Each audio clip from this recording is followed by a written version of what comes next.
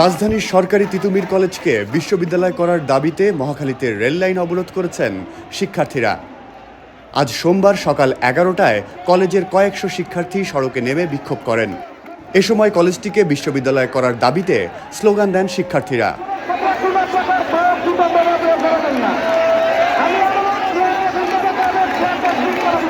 কলেজের প্রথম বর্ষের শিক্ষার্থী শিহাব দ্য ডেইলি স্টারকে জানান, তাদের দাবি কলেজকে বিশ্ববিদ্যালয় করা হোক। দাবি পূরণ না হওয়া পর্যন্ত তারা সরবেন না বলেও জানান।